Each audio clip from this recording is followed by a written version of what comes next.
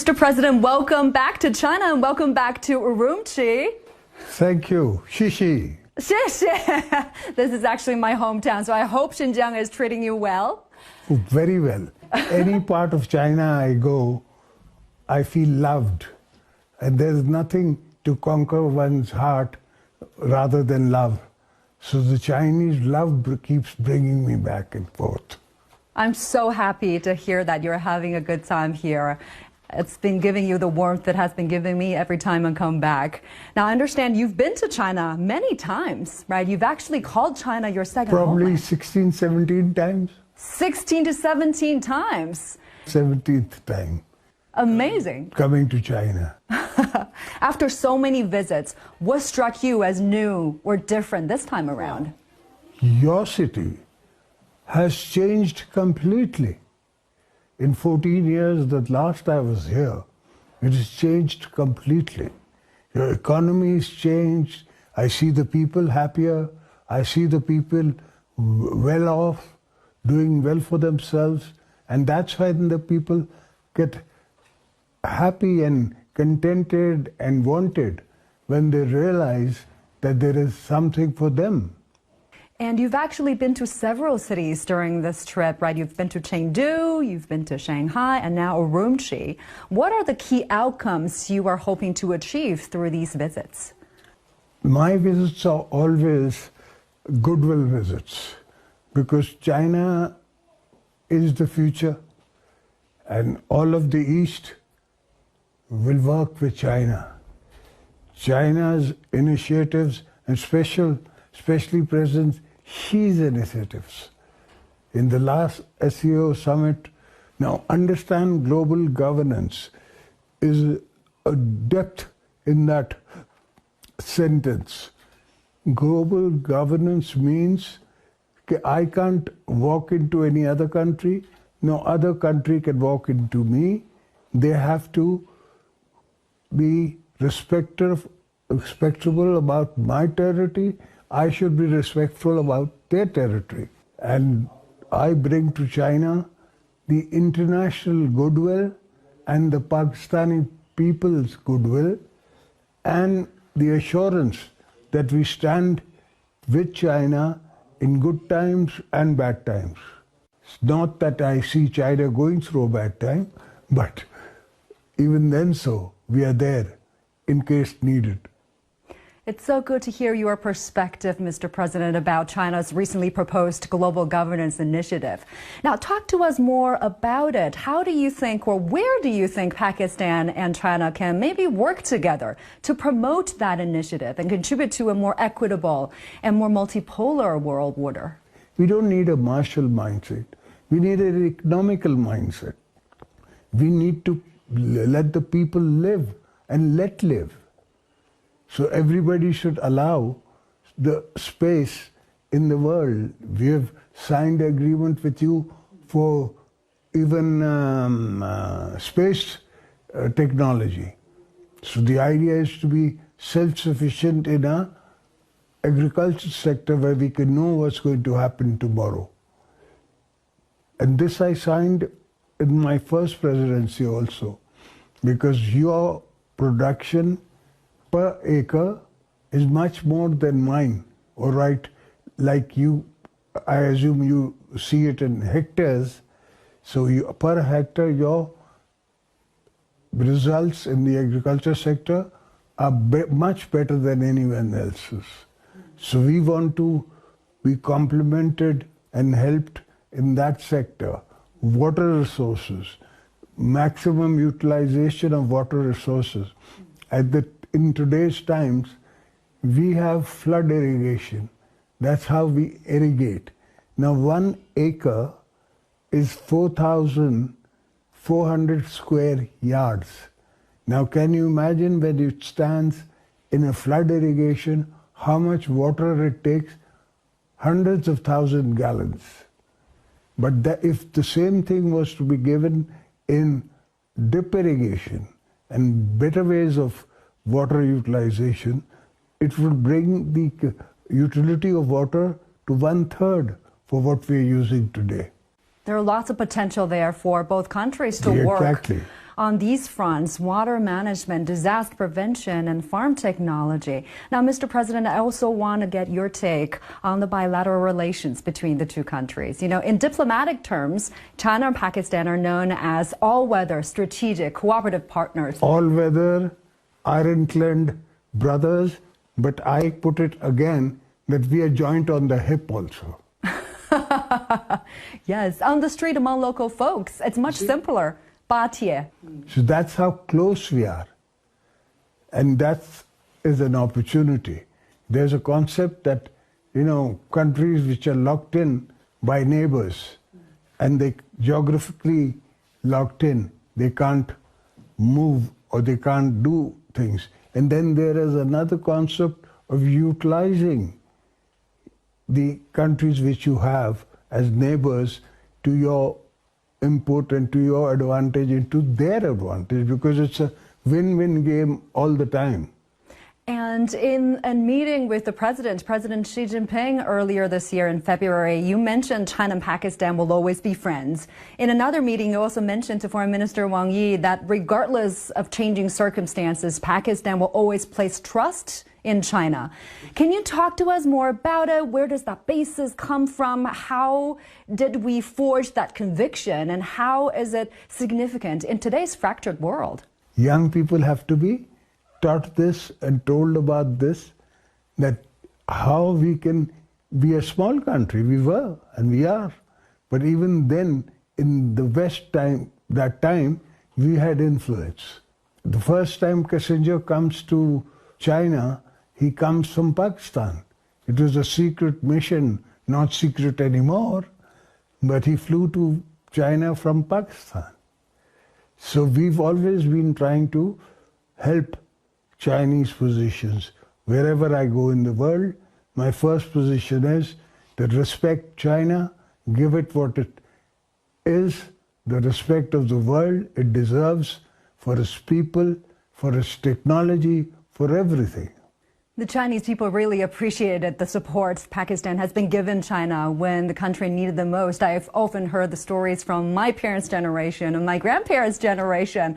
Pakistan is affectionately known as Batie, the ironclad brother here. It's so true. And the friendships between the two people are actually quite special. I also want to take some time to talk about the cooperation, the practical cooperation between the two countries.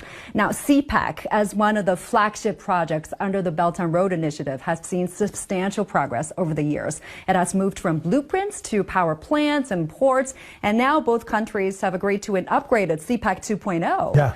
What do you think are the key priorities in this new phase? What are your expectations? We are the closest port to China. And the land route, everything needs development and improvement with modern technology coming in. Today, AI can tell you what is what and where is how is what. So that port, one day, the generations to come, they will thank Chinese people and Pakistani people to think about that port. That port will be the closest link you have to China. And I was looking to this side of China, and this is going to be developed. All of the central China is landmass is here. So it has to be developed, and it will be developed. And in that case, we will have more interaction. Because, like I said, we can drive down to each other's countries. Not many countries can say we can drive down to China. In our case, we can drive down to you. So, and you can drive down to us. So it's a great futuristic concept. And how are these projects directly benefiting everyday folks there in Pakistan, especially the younger generations? You consider yourself in any new port, and when it starts working, the employment for the young people, there's employment for the region that is in, they get more attention, they get more trade, they get more facilities, etc. So there is great importance for me to make sure that Balochistan is safer. And the only way, look at this. Look at your city. It's the fact that you all have improved economically that China has been more involved in everything. It's the economic growth that keeps nations together. I also understand Pakistan is going big on new energy these years, an area where China has extensive experience. Yes, Do you see any potential? I see a lot of potential. You have already, say, specialized in solar and wind, but I see you going in the future for H2O. Hydrogen will be the fuel of the future, and China will be the first one to make it. And there is a lot of room for the two sides to cooperate, I'm guessing. Now, when you departed Sichuan province, you chose to take a high-speed train. What kind of experience has that been for you? Oh, that high-speed train has blown my head off. I've been sleeping, dreaming about that train because, say, there are two cities, Karachi and Hyderabad, in my part of the world. If I had this train between the two cities, the travel is 20 minutes. Otherwise, the travel is 2.5 hours by road. So look at the potential. Look at the people being into interaction. But I've been mulling over the figures, and it's an expensive item. So I'm going back to Pakistan and take my Sindh government in confidence and look for money to make sure that we can come in with 70% to 60% of the investment, and 40% we can ask the Chinese for a soft loan or something, and we want you to run it for us.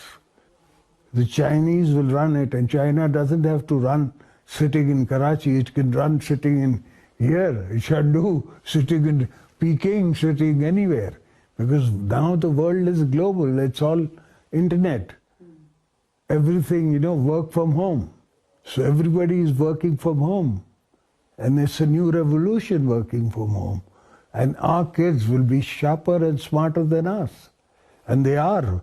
And I wish we could interact in education sector also. I'm dying to send nurses to China. But first we have to sign an MOU with your embassy in Karachi and get together.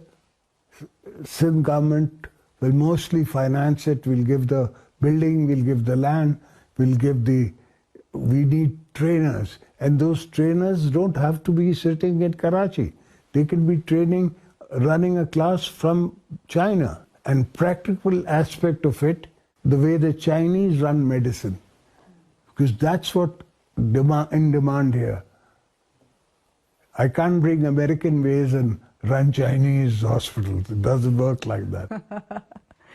Now, this is quite a good example. The education sector's cooperation you mentioned, Mr. President, as quite an example of the cooperation between the two sides going far beyond just hard infrastructure, and economic cooperation is expanding into soft infrastructure, right? Tourism, education, healthcare. Any more plans on that front? Yes, lots in the mind, and this is my first year as president. Let's see how much more we can guide our both nations to work forward. And earlier you mentioned your trip to Sichuan province with agricultural cooperation as a key focus there. But on top of that, your delegation also went to the Golden Panda Award, a film festival. My daughter. Your daughter. Panda World, I had to go. It was such an important festival. And why not? I love coming to any part of China. How do you feel about it? I loved it. Grace of our two nations' friendship.